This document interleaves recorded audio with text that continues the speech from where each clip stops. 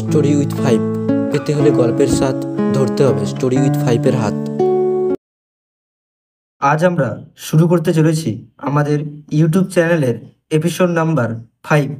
আজকে আমরা এপিসোড 5-এ রেখেছি এক রহস্যময় রোমাঞ্চকর গল্প, স্যার আর্থার কোনেন ডায়ালের লেখা কে কে কে রহস্য।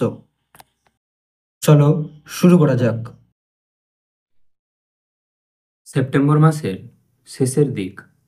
প্রাকৃতিক তাণ্ডবলীলা দিনরাত্রি অবিরামভাবে চলেছে। জনজীবন বিপর্যস্ত। যত সন্ধ্যা এগিয়ে এলো, ঝড় আরও জোরে গর্জন করে এলো।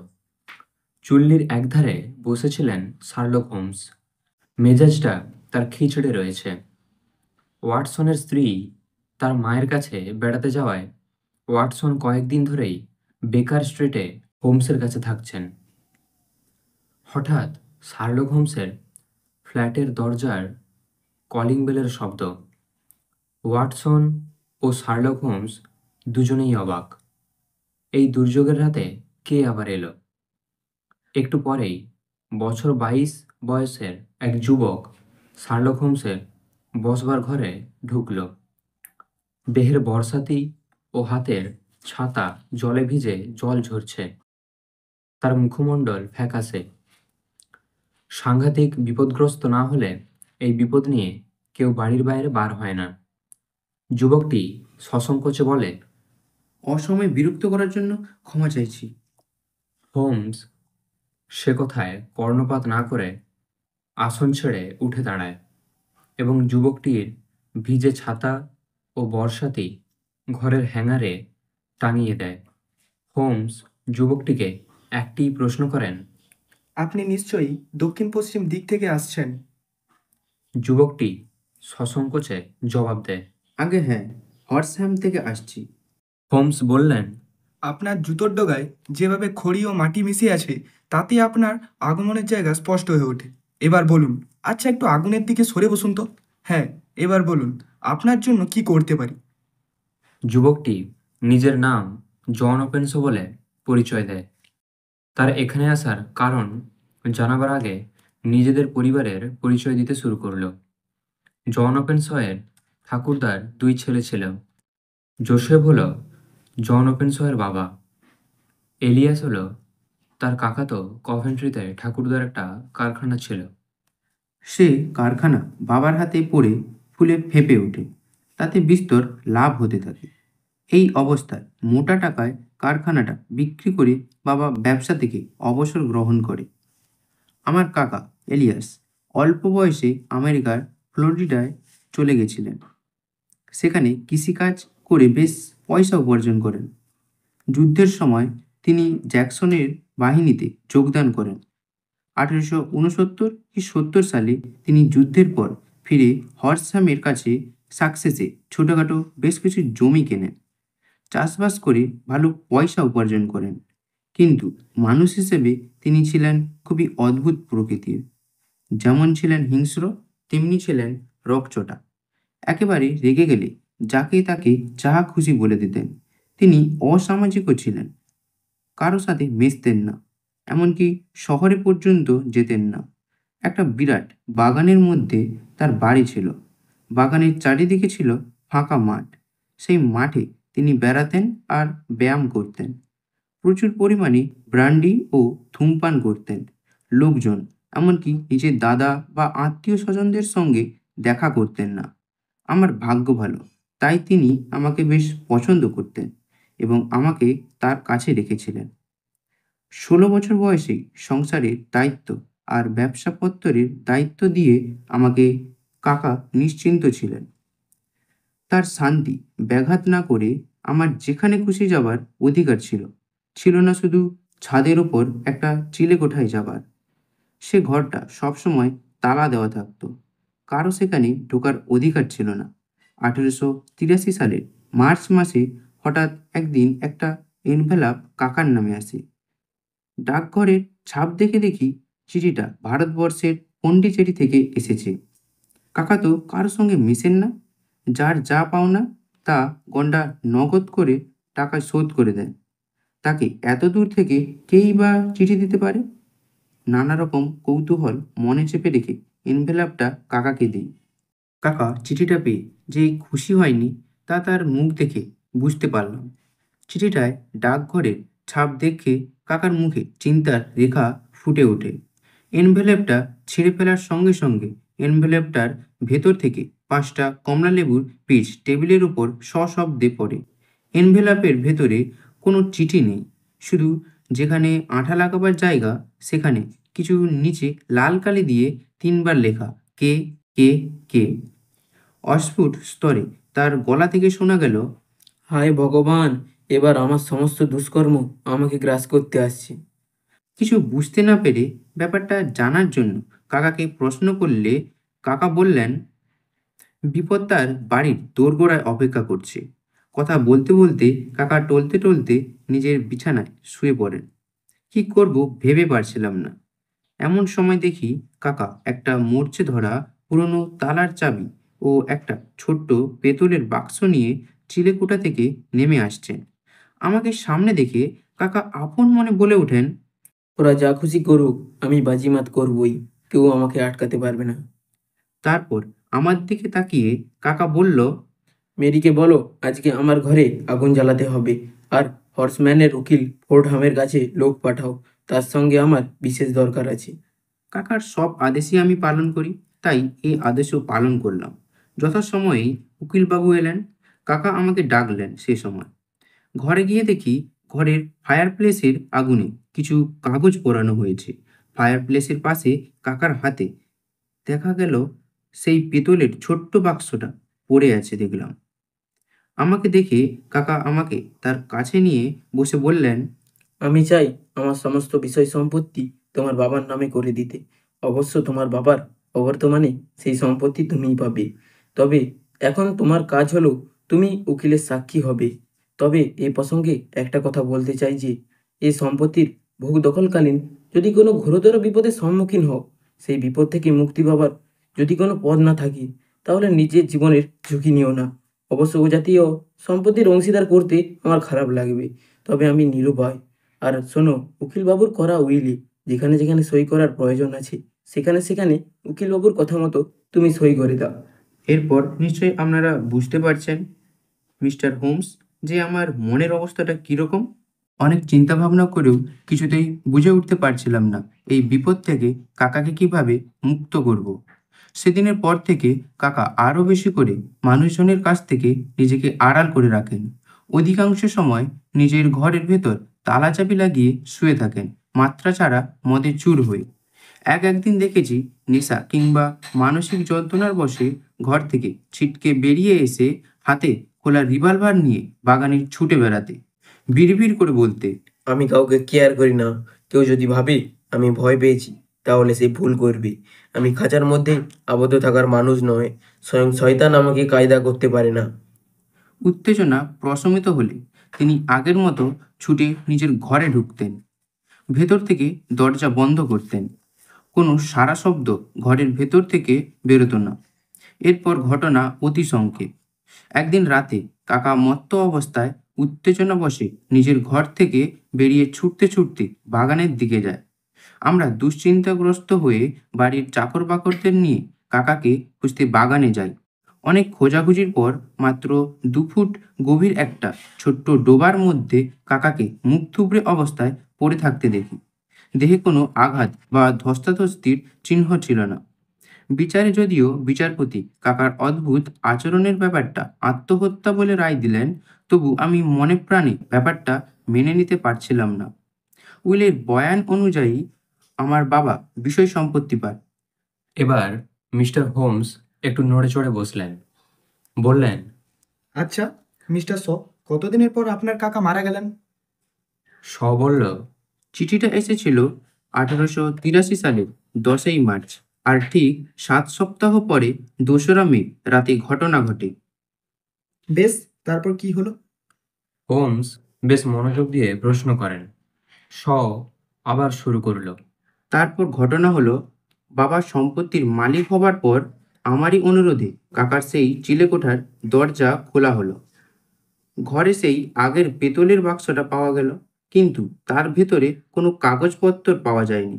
বাক্সটার ডায়াল শুধু 3বার কে লেখা আছে।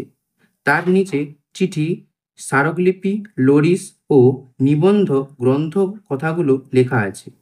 আমার মনে হয় কাকা জীবিত অবস্থায় বাক্সের কাগজগুলো নিশ্চয়ই ফায়ার প্লেসে পুড়িয়ে ফেলেছিলেন। পেতলের বাক্স ছাড়া আর কোনো গুরুত্বপূর্ণ কাগজপত্র পাওয়া যায়নি চিলেকোঠা। আর যা পাওয়া গেছে তা হলো কাকার যুদ্ধে থাকাকালীন ডায়েরি ও ছেঁড়া কাগজপত্র। 1885 সালের 4ঠা জানুয়ারির পর একদিন বাবার হাতে আগের মতো একটা এনভেলাপ আছে। তার ভেতরে আগের মতোই 5টা কমলালেবুর বীজ খাম খুলতেই মেঝেতে ছিটকে পড়ে। এনভেলাপের আঠা লাগানো জায়গায় নিচে 3বার কে কে কে শব্দ লাল কালি দিয়ে লেখা। কাকার ঘটনা বাবা বিশ্বাস করে, কাজেই ব্যাপারটা বুজুর্গি ও নেহাত ছেলে মানুষই ছাড়া আর কিছুই ভাবতে পারেনি। এনভেলাপের মধ্যে লাল কালি দিয়ে লেখা 3বার কে দেখে আমার বুকের রক্ত হিম হয়ে যায়। কে লেখার নিচেই দেখতে পাই লেখা আছে কাগজপত্র সূর্যঘড়ির ওপর রেখে দিও। সূর্যঘড়ি ও কাকার পুড়িয়ে ফেলা কাগজপত্রের কথা সবিস্তারে বাবাকে বলি। বাবা এবার মনে মনে সাহস পায়। বাবা ব্যাপারটাকে বিশেষ গুরুত্ব দিল না। আমি কিন্তু বাবার মতো ব্যাপারটাকে লঘু করে দেখতে পারি না। পুলিশের সাহায্যের কথা বলি, বাবা রাজি হয় না। চিঠি পাবার দিন তিনেক পরে বাবা তার বন্ধু মেজর ফ্রিবডির সঙ্গে ওরডাউন হিলের দুর্গে দেখা করতে রওনা হয়। আমি মনে মনে শান্তি পাই, কারণ এরকম পরিস্থিতিতে বাবা যতই এখান থেকে দূরে থাকে ততই মঙ্গল। আমার অনুমান কিন্তু ঠিক হলো না।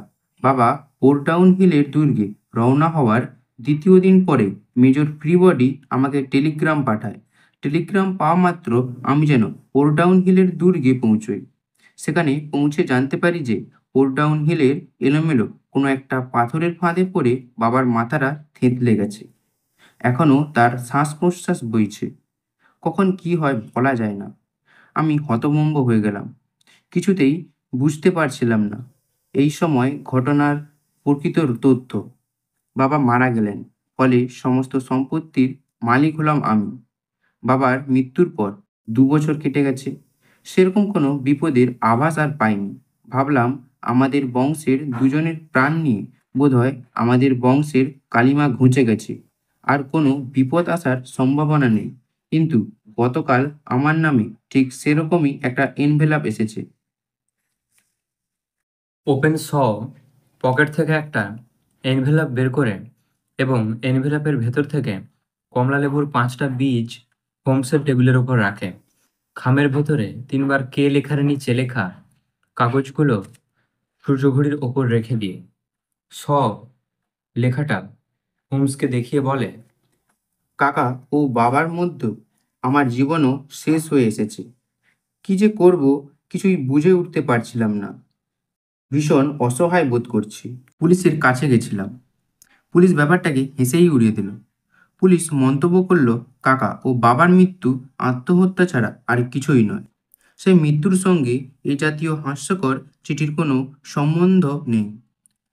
পুলিশের মন্তব্য শুনে শার্লক হোমস প্রচণ্ড রেগে গিয়ে বললেন, পুলিশের কাছেই যখন গেছেন তখন আমার কাছে কেন? এতে অনেক দেরি হয়ে গেছে। অনেক আগেই আমাদের কাজ শুরু করা উচিত ছিল। আচ্ছা মিস্টার শ, এমন কোনো সামান্য খুঁটিনাটি প্রমাণ আছে যার সূত্র ধরে আমরা এগোতে পারি? জন ওপেনশ নিজে পকেট হাতড়ে একটা নীল রঙের কাগজ বের করে হোমসের টেবিলে রেখে বলে, কাকা যেসব কাগজ পুড়িয়েছিল সেগুলোর ভেতর থেকে প্রায় অক্ষত অবস্থায় এই কাগজটা আমি পেয়েছিলাম। অবশ্য কাগজের লেখাটা আমার কাকার বলে আমার ধারণা। জন ওপেনশর হাত থেকে নীল কাগজটা হোমস নিয়ে ভালো করে দেখতে লাগলেন। তাতে লেখা আছে 4টা মার্চ হাডসন এসেছিল, সেই একই মতো 7ই ম্যাকাওলি, প্যারামোর আর সেন্ট আগাস্টিনের সোয়েন বীজ পাঠানো হলো। 9ই ম্যাকাওলি সরে গেছে, 10ই জুন সোয়েন সরে গেছে, 12ই প্যারামোরকে দেখতে গেছিলাম, সব ঠিক আছে। ধন্যবাদ। হোমস কাগজটা ভাঁজ করে ফিরিয়ে দিতে দিতে বললেন, কিছুতেই আর এক মুহূর্ত সময় নষ্ট করবেন না। আপনি আমাকে যা যা বললেন তা আলোচনা করার সময়টুকুও পর্যন্ত আমাদের হাতে নেই। এক্ষুনি আপনাকে বাড়ি ফিরে গিয়ে কাজে লাগতে হবে। বাড়িতে ফিরে সেই পিতলের বাক্সটার ভেতরে এই কাগজটা রাখতে হবে। সঙ্গে একটা চিঠি লিখবেন যে এই কাগজটা ছাড়া বাকি কাগজ আপনার কাকা পুড়িয়ে ফেলেছে। অবশ্য কথাগুলো এমন কায়দা করে লিখবেন যে যাকে লিখবেন তিনি যেন বিশ্বাস করেন। তারপর পেতলের বাক্সটা সূর্যঘড়ির ওপরে রেখে আসবেন। জন ওপেনশো হোমসের কাছ থেকে বিদায় নিয়ে প্রচণ্ড জলঝড়ের মধ্যে রাস্তায় নেমে পড়ে। আর শার্লক হোমস বইয়ের তাক থেকে কে শব্দ বিশিষ্ট বইটি নিয়ে আপন মনে বলতে থাকে, প্রথম চিঠি এসেছিল ভারতের পন্ডিচেরি থেকে, দ্বিতীয় চিঠি ডামির থেকে, তৃতীয় চিঠি এলো পূর্ব লন্ডন থেকে। তাহলে দেখা যাচ্ছে তারাই বিভিন্ন জায়গায় দলের পরিকল্পনার মতো কাজ করে বেড়াচ্ছে। কথা বলতে বলতে হোমস হঠাৎ চুপ হয়ে গেলেন। বইয়ের পাতায় মনোনিবেশ করে কিছুক্ষণ বাদে ওয়াটসনকে বললেন, আচ্ছা ওয়াটসন, তুমি কি কখনো কুকলু ক্ল্যানের নাম শোনোনি? ওয়াটসন বললেন, কই না তো। শার্লক হোমস বইয়ের পাতায় দৃষ্টি স্থির রেখে বলে, বন্দুকের গুলি ছোঁড়ার শব্দের সঙ্গে সামঞ্জস্য রেখে এই সংস্থার নাম রাখা হয়েছে। এই ভয়ঙ্কর সমিতি প্রতিষ্ঠিত হয়েছিল গৃহযুদ্ধের পর। এর মধ্যে অধিকাংশ সদস্যই হলো প্রাক্তন সৈনিক। ক্রমে এদের শাখা টেনেসি, লুইসিয়ানা, উত্তর ও দক্ষিণ কারালুইনা, জর্জিয়া ও ফ্লোরিডা অঞ্চলে গড়ে উঠেছিল। এদের উদ্দেশ্য ছিল রাজনৈতিক মতাবলম্বী মানুষদের আশা চরিতার্থ করা। এদের মতের বিরুদ্ধে যারা যেত তাদের একমাত্র শাস্তি হতো মৃত্যু। অবশ্যই কঠিন শাস্তি দেবার আগে এরা অদ্ভুতভাবে চিহ্নিত ব্যক্তিকে সজাগ করে দিত। কখনো তারা 5টি কমলালেবু পাঠাতো, কখনো বা ওক গাছের পাতা পাঠাতো, তা না হলে গোটা কয়েক তরমুজের বীজ পাঠাতো। এদের দ্বারা চিহ্নিত ব্যক্তি যদি চতুর হতো তাহলে সে দেশ ছেড়ে অন্য কোথাও আত্মগোপন করে জীবন বাঁচাতো। যারা গোয়ার প্রকৃতির তারা কিছুতেই এদের হাত থেকে রেহাই পেত না। অবশ্য 1869 সালে হঠাৎ এ দলটা ভেঙে যায়। এবার লক্ষ্য করার বিষয় হলো যে সময় জন ওপেনশো এর কাকা আমেরিকা ছেড়ে আসে ঠিক সে সময়ই এ দলটা ভেঙে যায়। আর কিছুই সংস্থার মূল্যবান কাগজপত্র জন ওপেনশয়ের কাকার পক্ষে সরিয়ে ফেলা অসম্ভব নয়। সে কারণেই এদের বংশের ওপরে কালো ছায়া নেমে এসেছে। পরের দিন সকালে ওয়াটসনের আগেই হোমস প্রাতরাশ সারতে সারতে বললেন, আজ সারাদিন জন ওপেনশয়ের কেসটা নিয়ে দৌড়ঝাঁপ করতে হবে, কাজেই একটু বেশি করে খেয়েই নিচ্ছি। শার্লক হোমস যখন কফিতে শেষ চুমুক দিচ্ছিলেন তখন ওয়াটসন খবরের কাগজটা হোমসের দিকে এগিয়ে দিতে দিতে বললেন, জর্জ ওপেনশো আর এই জগতে নেই। হোমস একটানে কাগজটা নিয়ে বেশ জোরে জোরে পড়তে থাকে। গতকাল রাত 9টা থেকে 10টার মধ্যে এইচ ডিভিশনের পুলিশ কনস্টেবল কুক ওয়াটারলু ব্রিজের ধারে পাহারা থাকাকালীন হঠাৎ একটা আর্তনাদ ও জলে কিছু পড়ার শব্দ শুনতে পায়। প্রচণ্ড ঝোড়ো আবহাওয়া ও নিশ্চুদ্র অন্ধকারের জন্যে প্রথমে সঠিকভাবে কিছু বুঝতে পারে না পুলিশটি। তবে রাস্তায় জনা কয়েক পথচারীকে নিয়ে জলে পড়ে যাওয়া বিপদসূচক ঘণ্টা বাজায়। পরে জলে পুলিশ নদী থেকে একটি মানুষের মৃতদেহ উদ্ধার করে। তার পকেট থেকে একটা কার্ডে তার নাম জন ওপেনশো বলে জানা যায়। নদীর পাড় দিয়ে তাড়াহুড়ো করে ট্রেন ধরতে যাওয়ার সময় সে পা হড়কে পড়ে যায়, ফলে তার মৃত্যু হয়। কাগজের সংবাদটুকু পড়া শেষ করে হোমস অস্বাভাবিকভাবে উত্তেজিত হয়ে চেয়ার ছেড়ে উঠে দাঁড়ায়। অস্থিরভাবে পায়চারি করে, দাঁতে দাঁত চেপে বলে, একটি অসহায় যুবককে যেভাবে হত্যা করা হয়েছে তার বদলা আমি নেবই। কিছুতেই ওরা আমার হাত থেকে রক্ষা পাবে না। কয়েক মিনিটের মধ্যে হোমস নিজেকে প্রস্তুত করে নিয়ে প্রায় ছুটে ফ্ল্যাট থেকে বেরিয়ে যায়। ওয়াটসন সারাদিন ডাক্তারি করা শেষ করে সন্ধেবেলা হোমসের বেকার স্ট্রিটের ফ্ল্যাটে আসেন। তখনও পর্যন্ত হোমস ফেরেনি। তার জন্য অপেক্ষা করতে থাকে ওয়াটসন। রাত প্রায় 10টা নাগাদ বিবর্ণ ও বিধ্বস্ত অবস্থায় সে ফিরে আসে। কোনো কথা না বলে প্রথমে আলমারি খুলে একটা রুটি ভালো করে জলে ভিজিয়ে মুখে ঢুকিয়ে দেয়। গোগ্রাসে গিলতে থাকে। ওয়াটসনের কৌতূহলী দৃষ্টি দেখে হোমসের খেয়াল হয়। তিনি বলেন, সকালে খাবার পর সারাদিন আর পেটে কিছু পড়েনি। সমস্ত দিন পায়ে চাকা বেঁধে ঘুরতে হয়েছে। ওয়াটসন প্রশ্ন করলেন। কত রয়ে গেল? হোমস বললেন, শয়তানগুলো প্রায় সকলে হাতের মুঠোয় এসেছে। এবার আস্তে আস্তে অসহায়জন ওপেনশয়ের হত্যার প্রতিশোধ নেব। কথা বলতে বলতে হোমস আলমারি থেকে একটা গোটা কমলালেবু বার করেন।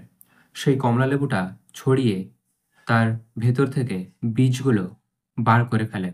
আর ওই বীজগুলোর মধ্যে থেকে হৃদপুষ্ট 5টা বীজ একটা খামে রাখে। খামের ভেতরের ভাঁজে তে, কা, কে, সা, হো শব্দ কয়টি লিখে আঠা দিয়ে খামটি বন্ধ করে দেয়। খামের ওপরে ঠিকানা হিসেবে লেখে ক্যাপ্টেন জেমস কালহাউন, লোনস্টার জাহাজ, সেভান, জর্জিয়া। খামটি ঠিকঠাক করে হোমস একটু মুচকি হেসে বলেন, এ চিঠিটা নাটের গুরুর হাতে পড়লে জন ওপেনশয়ের মতো তারও ঘুম ছুটে যাবে। তারপর ও আসবে হাতের মুঠোয়, আর তারপরে লোকগুলোকে হাতে করতে সময় লাগবে না। এরপর শার্লক হোমস জাহাজ ঘাটায় খবর নিয়ে ব্যস্ত থাকেন। অ্যালবার্ট ডক থেকে খবর আসে সকালে জোয়ারের সময় লোনস্টার জাহাজ স্যাভানায় চলে গেছে। গ্রেভস্যান্ড থেকে খবর আসে যে অল্প সময় আগে লোনস্টার জাহাজ বন্দর ছেড়ে গেছে।